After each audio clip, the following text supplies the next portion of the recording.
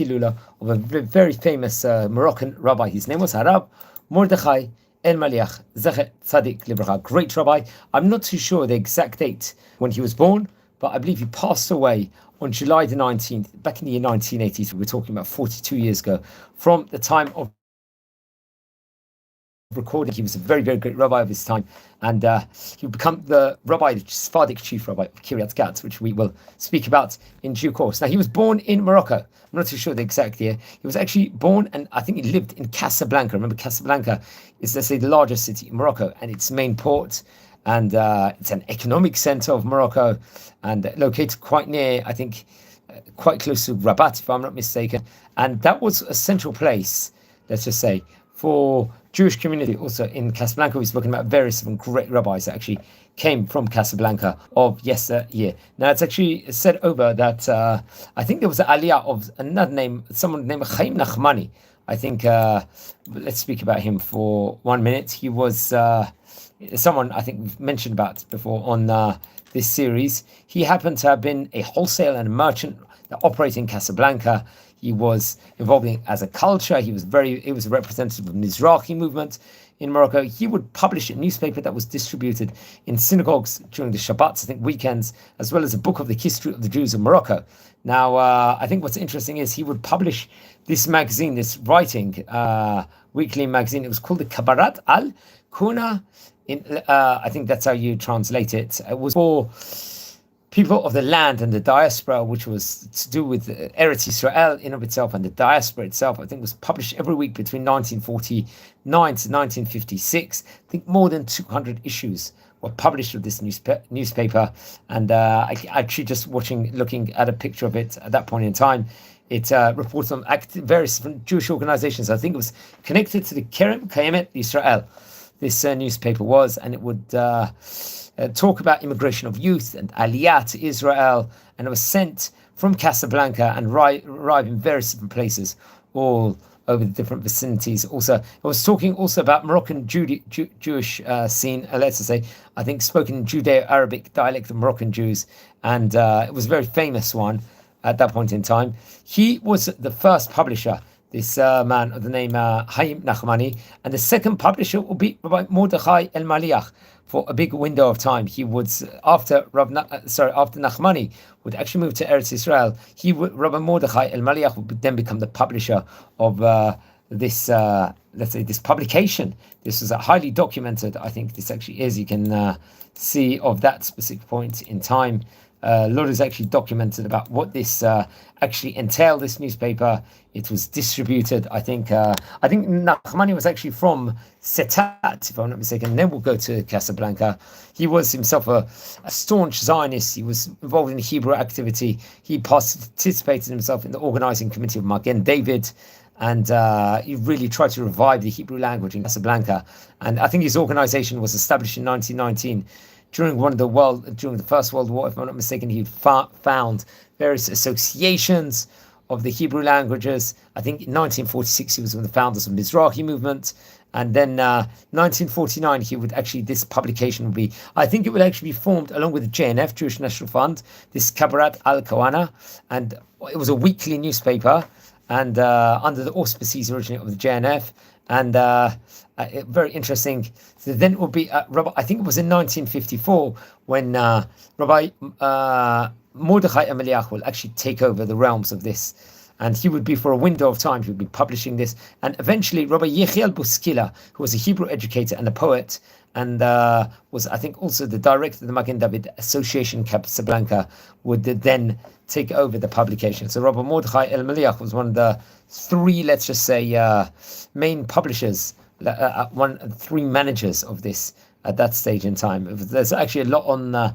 there's on the National Library of Israel website. They actually speak a lot. There's a whole article, in-depth article within regards to this publication, which I recommend people to read. Okay, so after that, he would eventually emigrate to Eretz Israel. He would make that move, and I think it was in the Hebrew Hetav Shin Tet Bab. He would make Aliyah to Eretz Israel and be appointed the rabbi of Kiryat Gat, very prominent position. I live in Bet Shemesh, so it's only about 20 kilometers away or something from that. So that would bring a lot of responsibility at that point in time. I think in 19 various different issues he was grappling with at that stage in time in Kiryat Gat. I think within regards to various certificates of people, within regards to people from different communities that were coming in. I think it was reported over at one stage in time. I'll say it in Hebrew.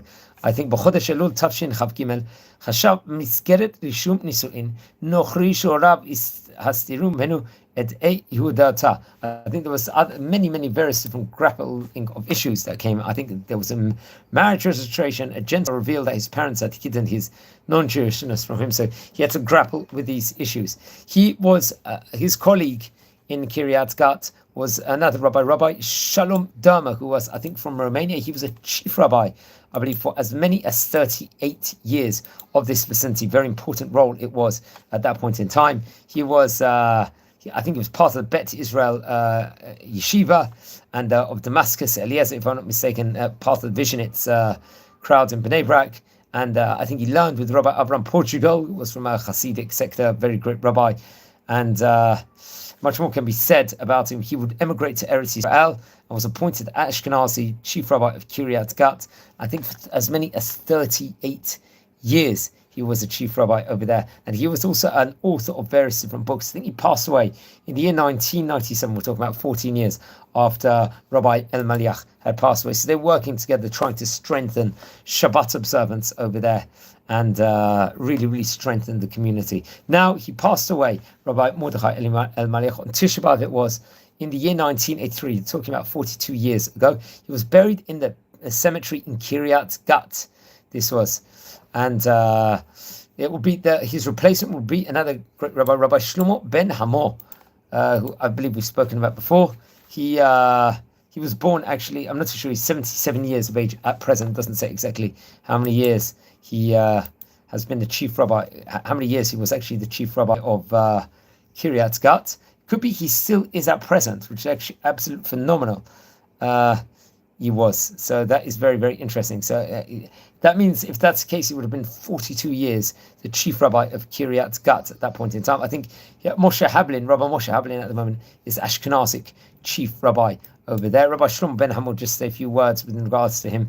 I think he was a Rosh Yeshiva of Or Hebron also, and the president of Tzvi Yisrael Kolel in Kiryat Gat. So he has many different.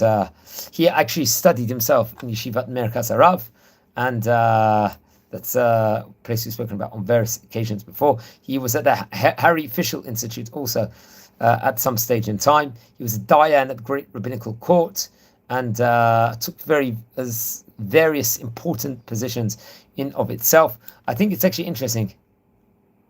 His uncle was Rabbi Shimon Dayan, Rabbi we've spoken about before in this series. I think only a few weeks ago he was had prominent positions in Marrakesh and Casablanca. Also, he was also close to Rabbi Yitzchak Hazan, who was a member of the Rabbinical Council, and also he was close to Rabbi Shalom Ashash, who I think was a chief rabbi at one stage in time in Israel. Rabbi Shlomo ben Hamor was appointed Kiryat Gat in 1983. He replaced Rabbi Mordechai Elmaliach, and the Tzvi Yisrael Yeshiva in Kiryat Gat will actually be instituted at that point in time. And very pleasant.